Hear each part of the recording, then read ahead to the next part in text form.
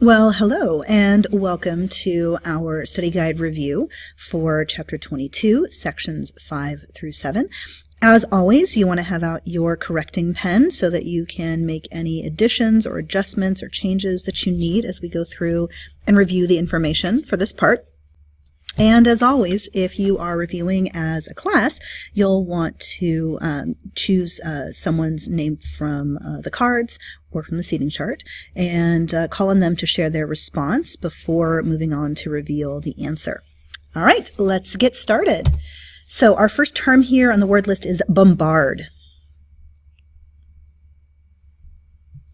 To bombard means to attack, and the idea is that it's a vigorous and persistent kind of attack.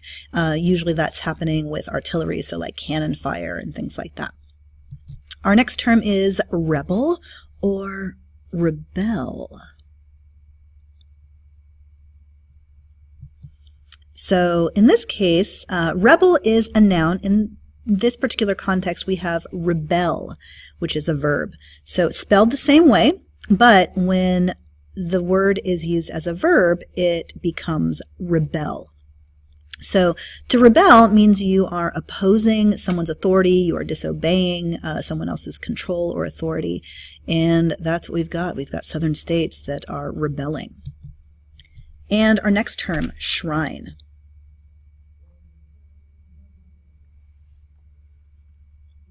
All right, so this connects to the Gettysburg Address that we'll be taking a much closer look at and working on memorizing. A shrine is a place where you go to create a place of honor or devotion. And the idea is that it's particularly in honor of someone who has died.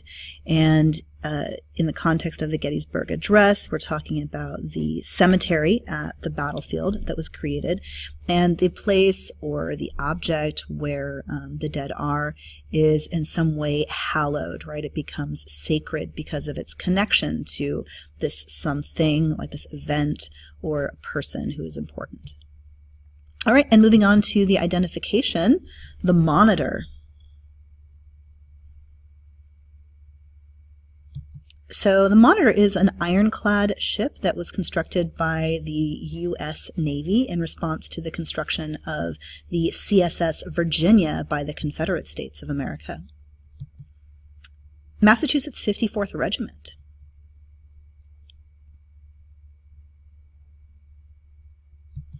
So this was one of the very first black regiments that was created in the Union Army, and the man you see pictured here on the right is Colonel Robert Gould Shaw, who was put in charge of this particular group. There's a really great movie about the Massachusetts 54th and its leadership by Shaw called Glory. It's pretty violent because, you know, it's about war, but it's a really fascinating movie to see. The Massachusetts 54th had a particularly devastating blow to its numbers at the Battle of Fort Wagner, where they lost about half of their men.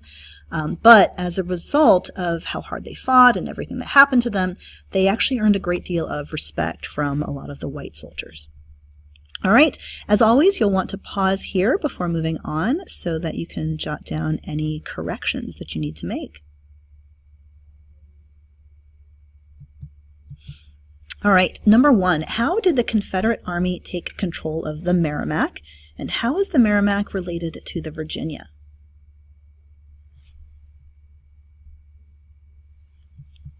So the Merrimack was a ship that had been left behind by the Union at a naval shipyard called Hampton Roads in Virginia. After it became really clear that war was creeping closer to Virginia, the Union Navy had to decide, well, we've got to leave stuff behind. And when they did that, they tried to kind of trash anything that they couldn't take with them so that it couldn't be utilized by the Confederates. So the Merrimack was among many different ships that were left behind, all wooden constructions. Because the CSA didn't have a navy, it took that boat and other ships and pieces of things that they found, and then used big, huge iron plates and rivets to kind of patchwork it together, like kind of a little Frankenstein boat. But they did that, right, and that became one of the first ships in the CSA Navy. It was renamed the Virginia, since that's where it had been taken as raw pieces. And this started something kind of important. So it's the same ship, just by a different name. Number 2, what impact did the conflict between the Monitor and the Virginia have on the navies of the United States and the Confederate States of America?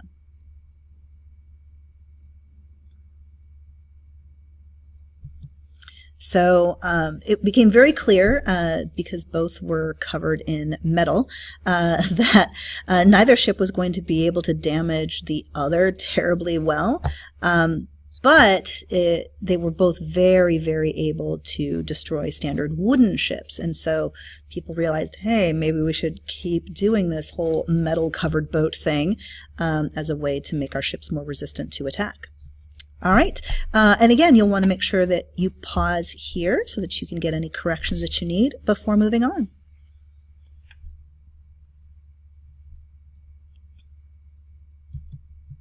All right, number 3, how did the Union finally take control of the entire Mississippi River? And what prevented the Union from using the Mississippi as a transportation pathway?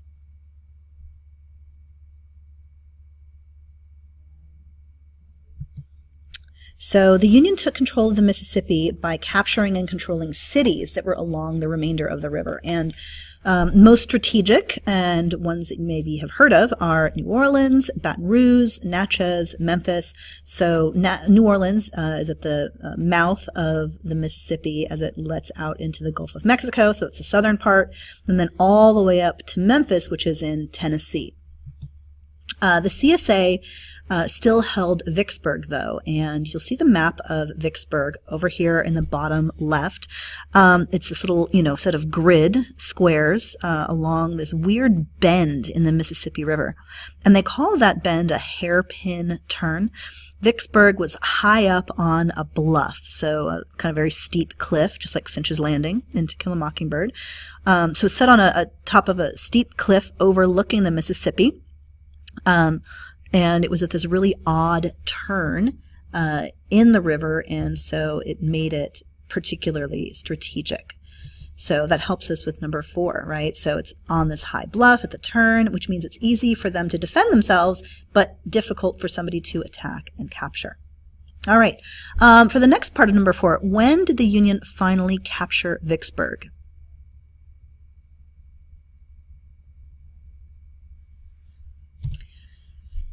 So whoever controls it is going to control movement up and down the river. So when the Union was able to successfully capture Vicksburg July 4th, 1863, it was kind of a big deal. Plus, 4th of July, independence, the North took this as a sign of their awesomeness, that they were going to persevere and win in this war. And as always, pause here if you need a little bit more time to correct before moving on.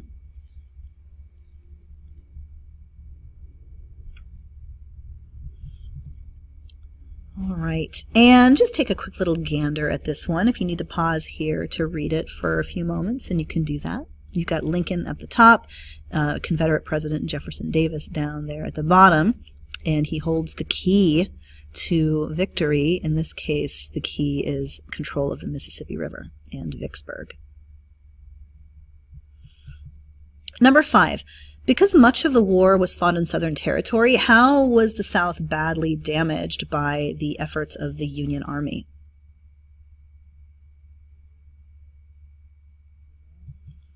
So primarily through the blockade. Blockade, I feel like that is one of those steps in the Anaconda Plan. Which step is it? Is it step 1, step 2, step 3? Right? This blockade means that fewer imported goods will be available to them, so they can't sell things and they can't buy things that they need. Union soldiers are also destroying crops, cutting railroad lines. It's kind of a mess for the South. Sorry. Number 6, when were African Americans finally allowed to join the Union Army, and how many enlisted?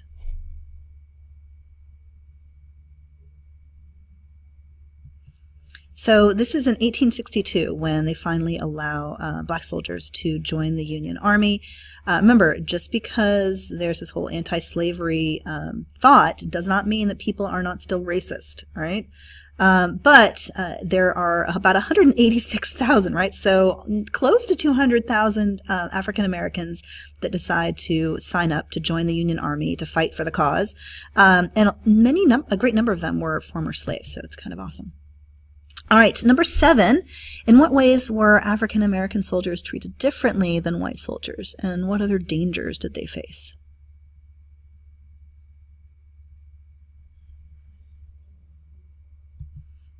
So, unsurprisingly, right, they're paid less, they get lesser training and inferior training, they get equipment that maybe is damaged or not as new or functional, and other than the normal danger, right, that any soldier faces of being killed, they could potentially be re-enslaved if they had been formerly enslaved people, if they were captured, and if they had been free, they could also be enslaved.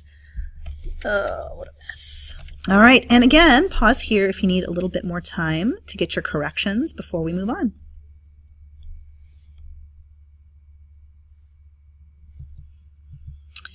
All right, although the city of Richmond, which was the Confederate capital, wait, the capital of the Confederacy, I feel like that's part of a plan, an important plan.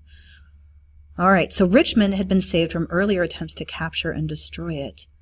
What was that plan about capturing and destroying the Confederate capital? Ah, the Anaconda Plan. And which step, I wonder, was that? Was it the first step? The second step? The third? So when and how did General Grant finally attempt to move towards Richmond for its capture?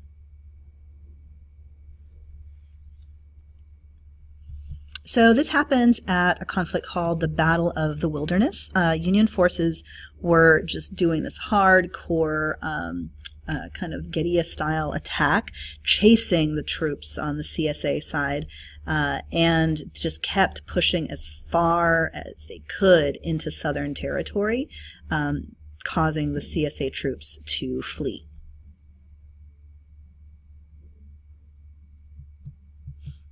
All right, number 9, describe Grant's philosophy of total war as part of his strategy.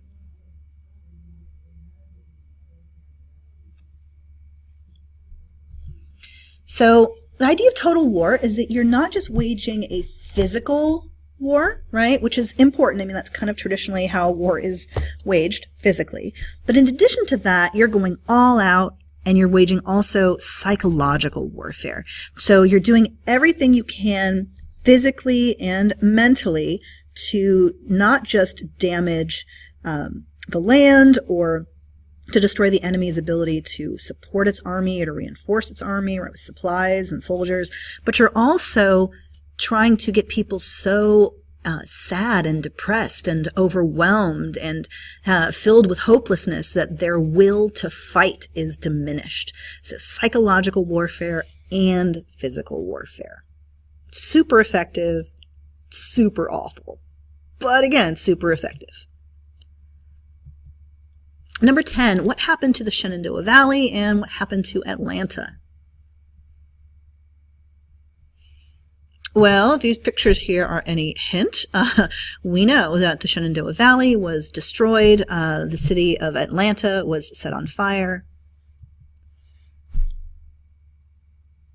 If these pictures are any indication, we know that the Shenandoah Valley was completely destroyed and the city of Atlanta was set on fire.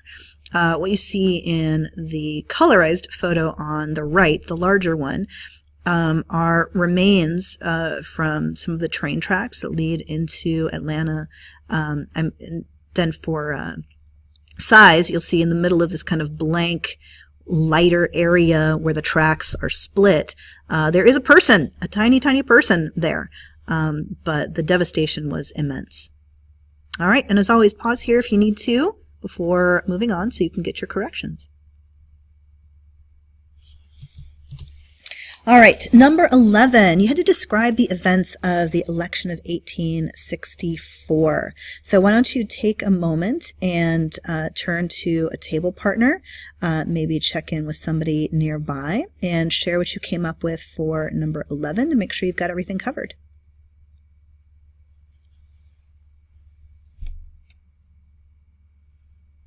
All right, so you have the Republican Party.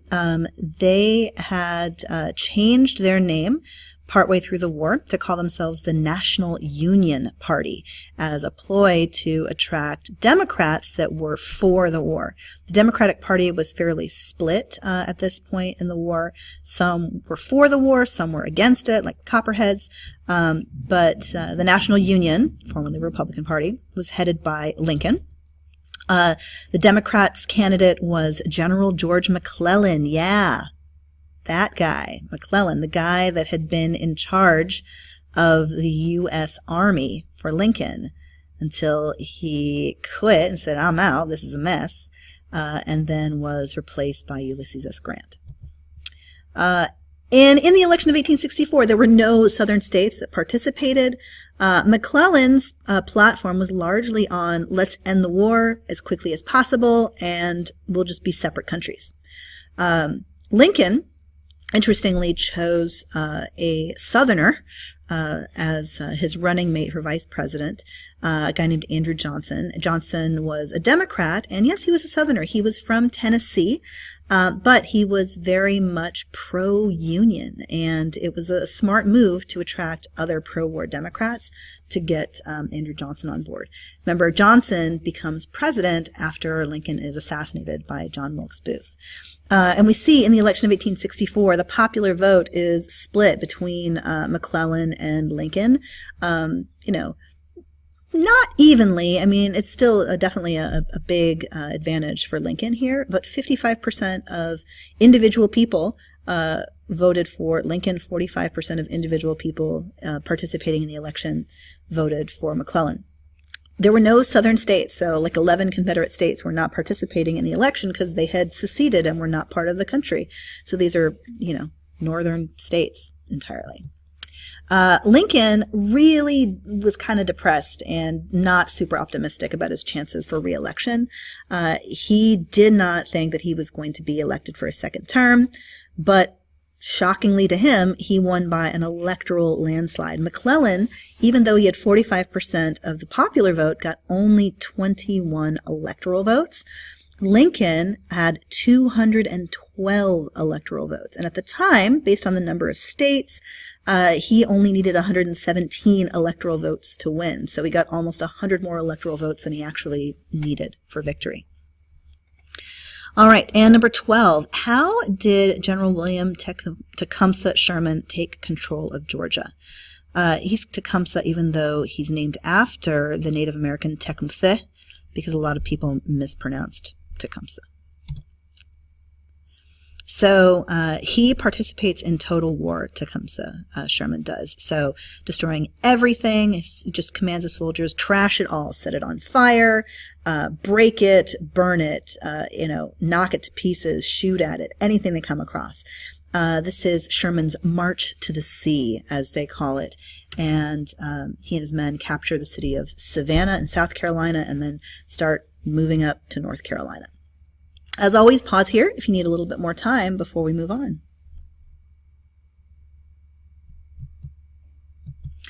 All right, number 13. So Richmond was finally captured April 1st, 1865. Ha, April Fools. Just kidding. Take a look at this photo of Richmond, Virginia. Like, those are buildings that are completely destroyed. Those are just brick pieces everywhere, and then a couple piles of cannonballs over there. And then April 9th, 1865 was the date of the surrender. And where? So at Appomattox Courthouse, this town right next to the town of Appomattox, the surrender took place. CSA soldiers would be allowed to go back home and not be attacked as long as they promised not to fight. And they would be allowed to take their own horses or mules that they might have had. They could keep their weapons. They would be given food by the Union Army. They just had to promise to not get up to any shenanigans on the way back. And number 14, what were the physical costs of the war to the land and the people?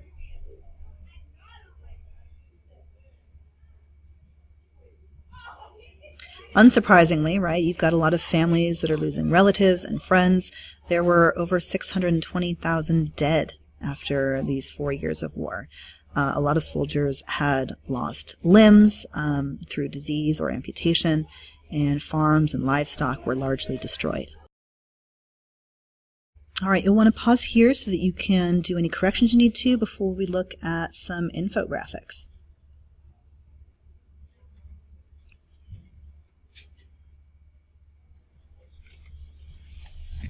In comparing casualties in the Civil War to other wars, so we've got, right, these are rounded numbers, right? 620,000 dead in the Civil War. So that's American dead. Now, part of the reason we were able to achieve such amazing casualties is because it was Americans killing other Americans. In World War II, we've got many, many nations fighting against one another.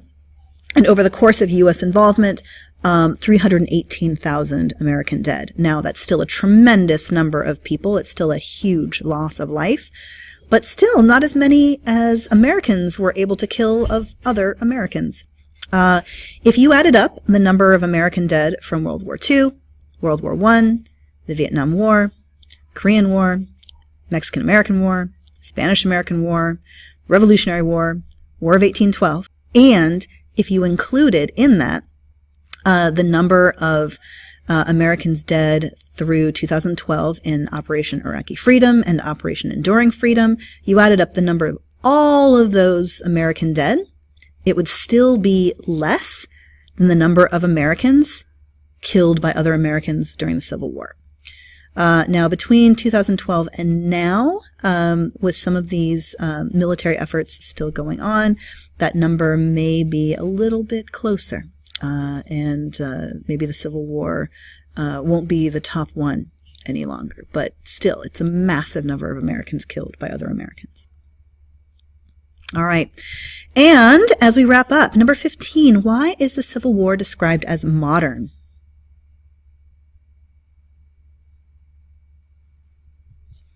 So you have this period of time, right, this like post-industrial revolution era where you've got all these new technologies that have been created and they're being used for military application, right? Railroads, the telegraph, ironclad or armored ships, advanced weapons, total war strategy.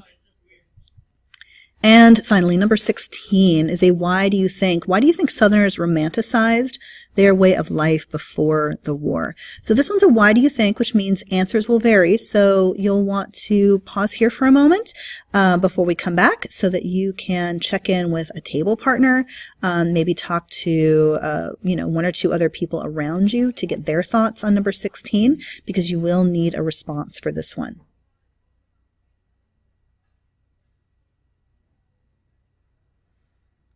All right, and not done yet. Just a little kind of extra info about our buddy here, Wilmer McLean.